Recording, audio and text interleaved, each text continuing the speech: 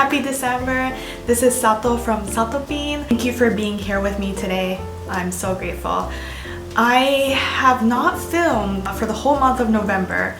So I wanted to kind of just come in here real quick and do a filming session. I'm feeling very Christmassy and very festive. I have been listening to Christmas music non-stop since like the end of Halloween. So I definitely love Christmas. It's like my favorite time of the year. I have been very busy November and now as well because I am in the process of getting my visa to move to the United States. A little bit of background story. I got engaged last December and you know, Christmas happened, and the New Year's Day, literally I had to fly back to Japan, and so I have not seen my fiance since we got engaged for a year. It really sucks. I hate long distance. Those of you who are in long distance relationships, I feel you. It is the worst, and especially like not knowing for the majority of the year when I will see him next again was the worst feeling ever. But during this long distance, we have been working on getting my visa together, and now in December I am in my final step of my journey. So basically before the interview, there's just so many documents you have to get ready, and just preparing to leave your country is a huge deal, and especially with a dog too. So yeah, I just have lots of feelings right now. I'm of course very excited to see my fiance finally after so long of being apart, but I also feel nervous about traveling with a dog during a pandemic, and making sure like I have everything and they won't turn me around at customs. I'm like really nervous about that. I'm also feeling very sentimental and kind of sad about leaving my country and my family and friends. So yeah, just a bunch of emotions mixed together right now. So I wanted to just kind of take a time to just sit here with you and just take a moment together in this stressful, busy time.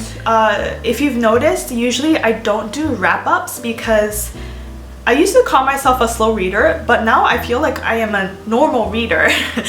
So I read about one book a week, and so max a month I read like 4 to 5 books, and I feel like that's normal.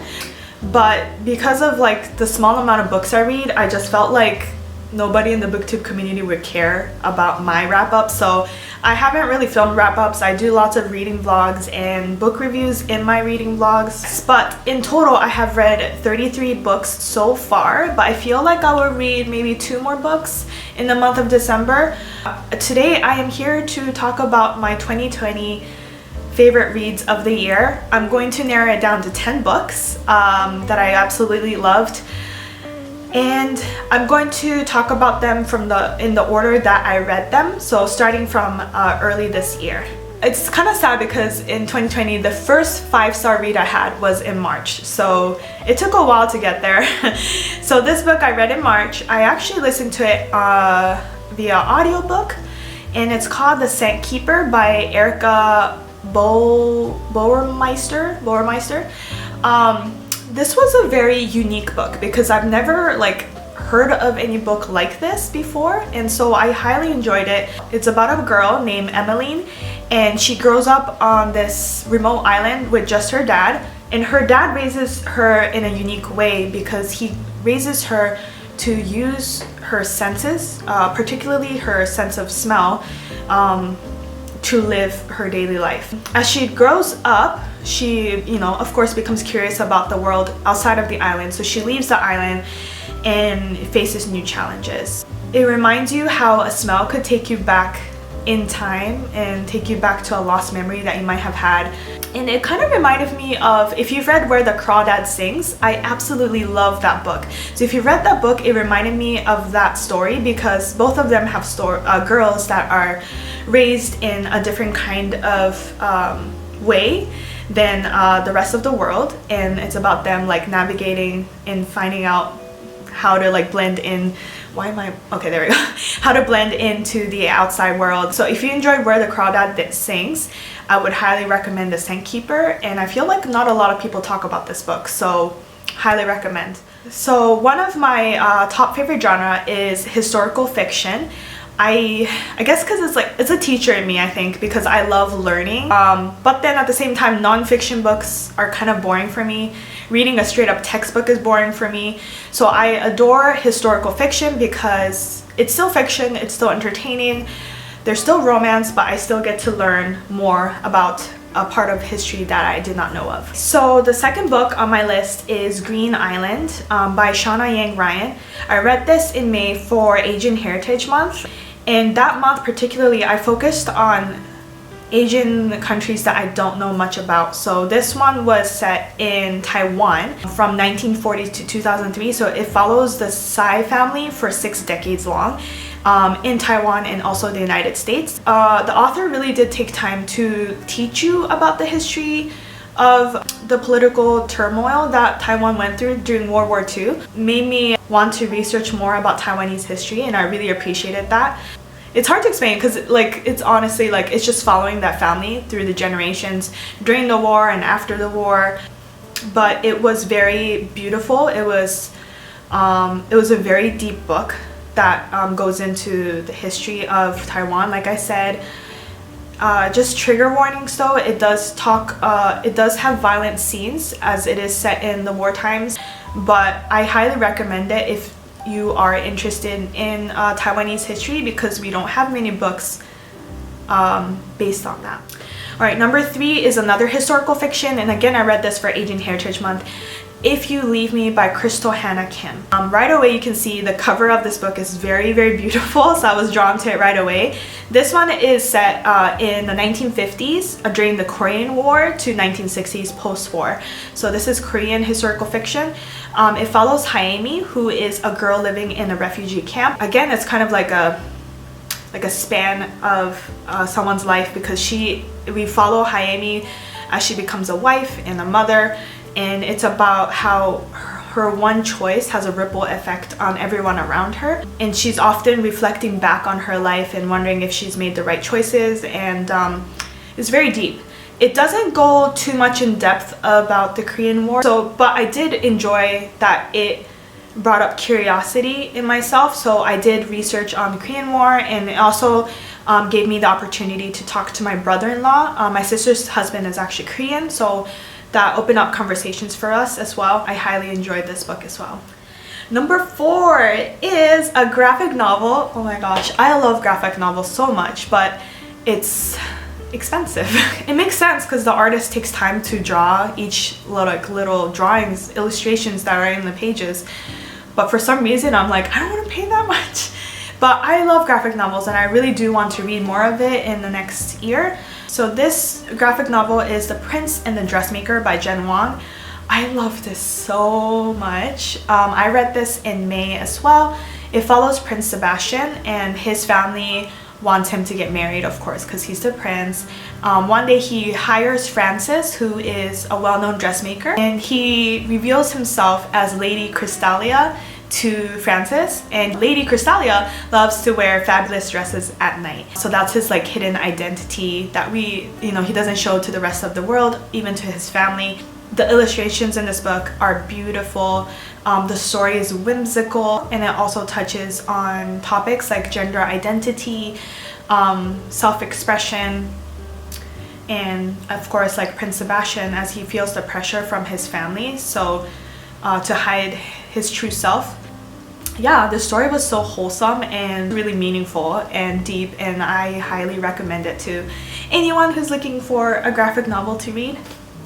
Okay, so number 5 on my top 2020 reads is The Choice by Dr. Edith Eger. I read this back in June. It is a memoir by a Jewish woman who survived the Auschwitz concentration camp. So right away when I heard what this book is about, I was interested, I was intrigued. But honestly, it's so much more than about the Holocaust. Dr. Eger goes through so much crap, as you can tell, but she's so brave and has so many wise words to share with us. She still helps people through her work, which is a psychologist and a public speaker.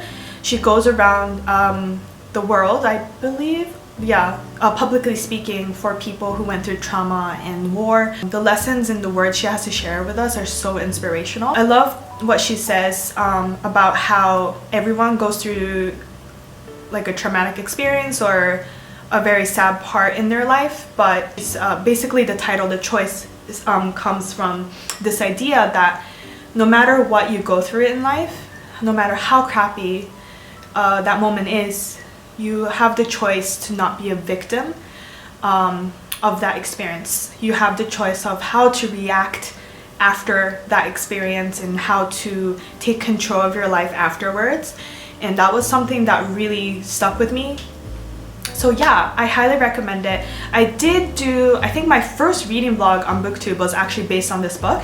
So I do share lots of quotes that resonated with me in that vlog. So I'm gonna link the blog somewhere in here. So please check it out.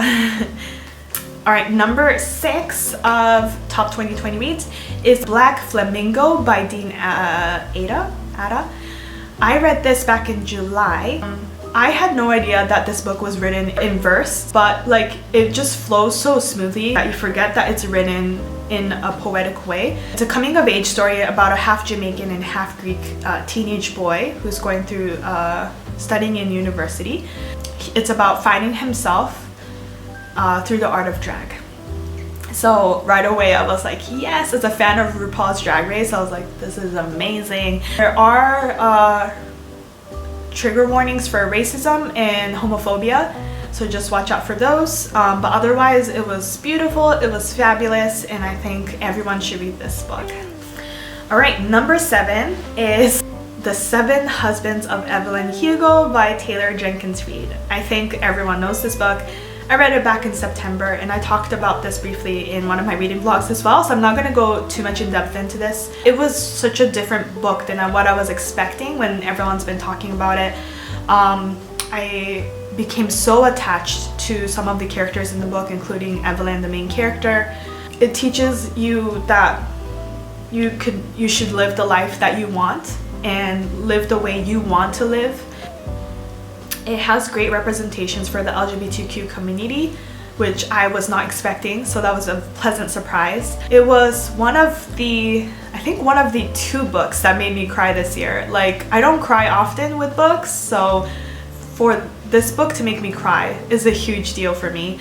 Just even thinking about the book now makes me feel like so many emotions inside, and it's just hard to explain, like put it into words, how much I adore this book. I think you should read this book. There's a reason why a lot of people are talking about this book, and it's so worth it. And not to mention the cover is just gorgeous. I love the color of the cover of this book. Okay. Number 8 of this list, I read this back in October and I buddy read this with Noah from Noah Jasmine. This book is The House in the Cerulean Sea by TJ Klune. Again, I read this for a vlog, so I'm gonna leave the vlog link somewhere in this video. It was like the perfect book that I needed during that time because I was reading lots of dark like horror stories. Again, because it's October, it was like a Halloween, vibe going on. So it was such a nice, heartwarming book that I needed at that moment. It was so cute, but at the same time, it still manages to touch on important topics like the power of kindness, prejudice, to not be afraid of who you are, and that you have the freedom to love whoever you want. And this was the other book that made me cry this year. So I've had 2 books that made me cry in this list. Again, that says a lot to me. I just adored all the characters in this book. I have nothing bad to say for this book, honestly. So I think everyone should read this book. Again, the hype for this book is real. It's worth it. Please check it out.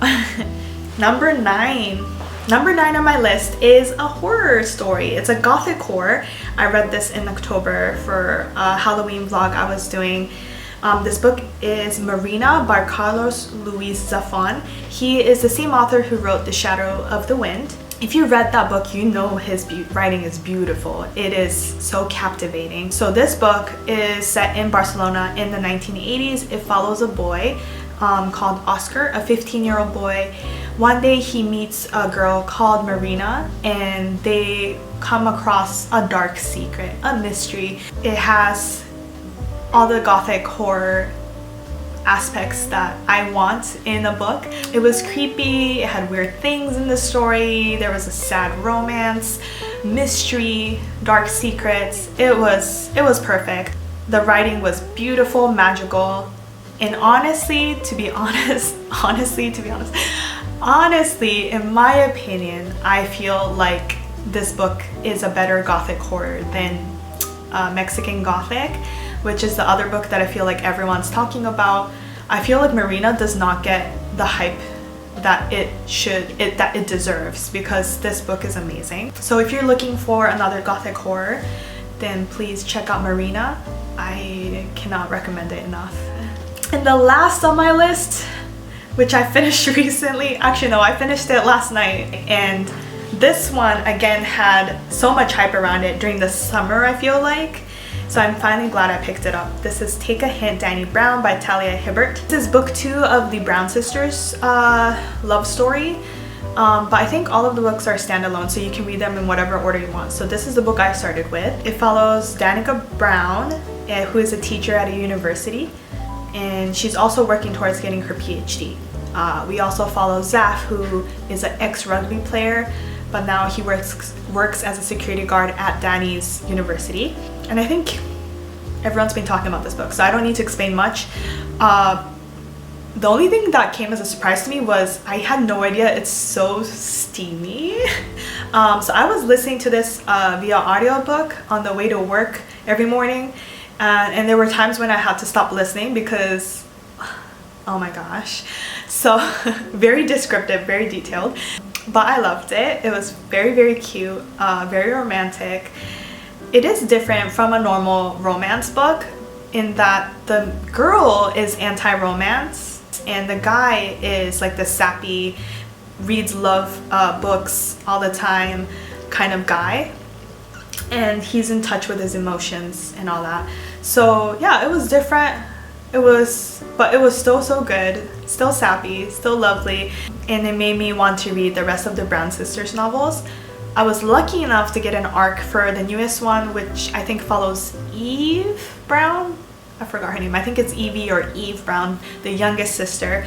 So yeah, I'm just so excited to read about Chloe Brown and Eve Brown next. And again, the hype was worth it. These were the top 10 books of 2020 for me. These are all my favorites. I absolutely love them. I recommend all of them.